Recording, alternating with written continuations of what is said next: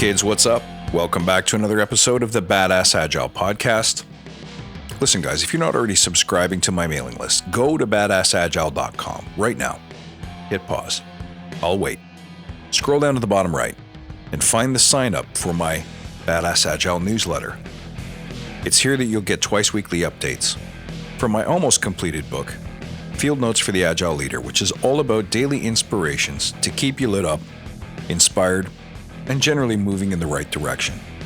You'll also get access to my weekly mindset and inspiration video. I release it every Monday, and it's there to set you up right for the week.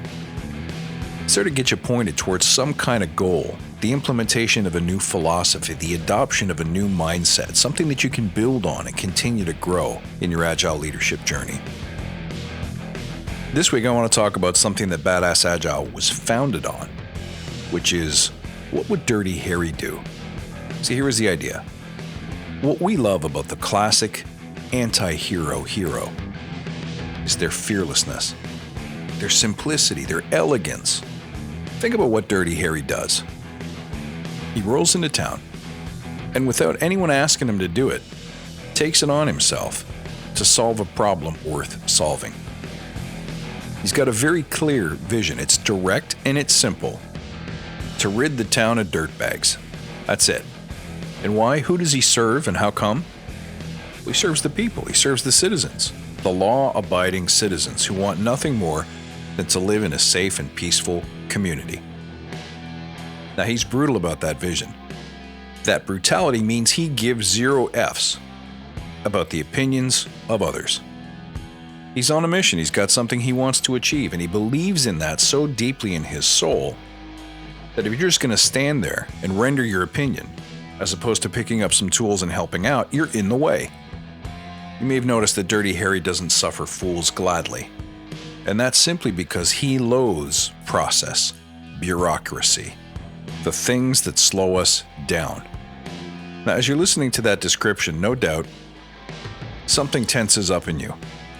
You're thinking about your organization, you're saying, well, I can't act that way, I can't live that way. I can't exist in the face of process. I can't turn a scowl at every opinion, much less every fool that I bump into. And yeah, that's true. And let's face it, Dirty Harry runs into his share of problems. Occasionally, someone gets hurt or worse. And when that happens, he nearly quits. But of course, the trademark of the badass is that in that moment when they most want to quit, just at the moment when they start to think that their way maybe is not the right way. Maybe they're too straightforward. Maybe they're too intolerant. Maybe they're too impatient. Just at that moment when he's ready to give up, he realizes that he can't. It's when you quit that you lose. So instead, he chooses to own his mistakes, to involve where he wouldn't have involved before, to forgive where he wouldn't have been able to forgive in the past, to collaborate where he so desperately wants to move forward at his own speed. And it's through those small adaptations, which is far, far different than surrender or acquiescence, but rather minor adjustments and pivots to make his strategy and his technique work. It's that degree of adaptation that ultimately makes him even more successful. So let me ask you a question. Can you be that fearless? Can you be that certain? Can you be brutally clear about your vision? Can you set aside the opinions and the objections of others? And when that makes you too arrogant, can you be open, accountable, and self-aware enough to make the appropriate adjustments?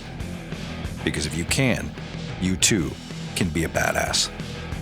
And this is precisely the kind of leader that the world needs more of. Something to think about, guys.